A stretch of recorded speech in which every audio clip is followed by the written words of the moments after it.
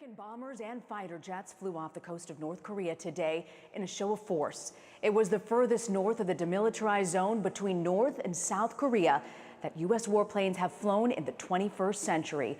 The Pentagon says that it was in response to North Korea's, quote, reckless behavior. This unfolding shortly before North Korea had its say at the UN General Assembly in New York City. We are totally prepared for the second option, not a preferred option. But if we take that option, it will be devastating. I can tell you that, devastating for North Korea. Tensions between North Korea and the US are at boiling point, with the rogue nation accusing Donald Trump of declaring war on their country.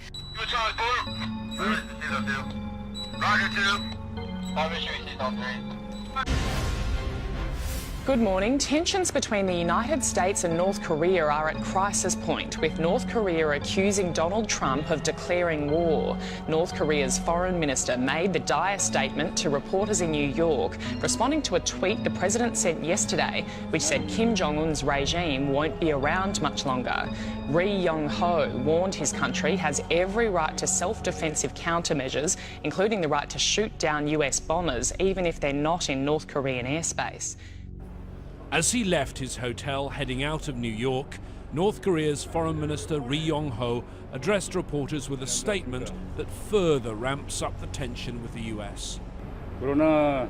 Last weekend, Trump claimed that our leadership wouldn't be around much longer, and hence at last he declared a war on our country. Given the fact that this comes from someone who is currently holding the seat of the United States presidency, this is clearly a declaration of war. His latest comments go further than his address to the UN General Assembly 2 days earlier.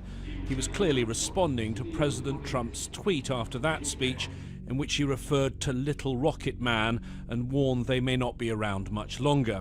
He also referred to a US show of force which took place just before he spoke on Saturday. US fighter jets and B-1 bombers flying close to North Korea's eastern coast, but still over international waters.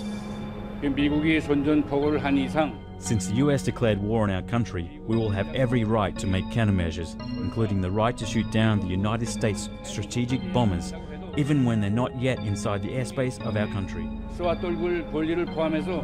The Foreign Minister of DPRK said many things last week and this week, and The Japanese ambassador to the United Nations among those who wouldn't publicly dignify the comments of the North Korean foreign minister with a response. Diplomats are hoping there can be a pause in the war of words, but with the constant provocations coming from North Korea and the instant replies on Twitter from President Trump, that seems a little unlikely. James Bays, Al Jazeera, at the United Nations. The Pentagon was quick to respond to the threat, saying if North Korea does not stop its provocative actions, the president will be given options to deal with Pyongyang.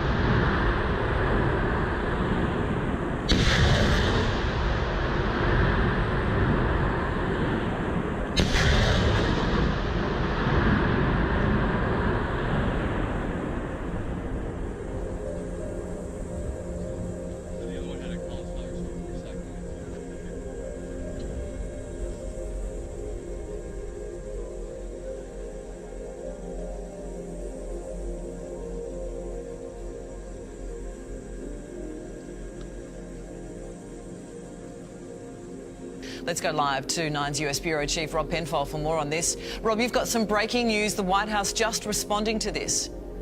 Yeah, good morning, Deb. Well, it's really a war of words at the moment, and it does continue to escalate, as you're saying. Now, President Trump's spokesperson now has had to come and basically reassure the world that the US has not declared war on anyone. What with the North Koreans being so unpredictable, of course, it's a very dangerous tactic that Trump is using at the moment. So the North Koreans, well, they did see Trump's tweet as a direct threat, and it was over the weekend. And this is what they're now saying. They say, since the United States declared war on our country, we will have every right now to make all self-defensive countermeasures. And they say that is including the right to shoot down the United States strategic bombers at any time, even when they're not yet inside the aerospace border of our country. So that's a very, very serious threat there. Let's have a listen to Trump's spokesperson just a half an hour ago. Not at all. We've not declared war on North Korea, and frankly, the suggestion of that is absurd. It's never appropriate for a country to shoot down another country's aircraft when it's over international waters. Our goal is still the same. We continue to seek the peaceful denuclearization of the Korean Peninsula.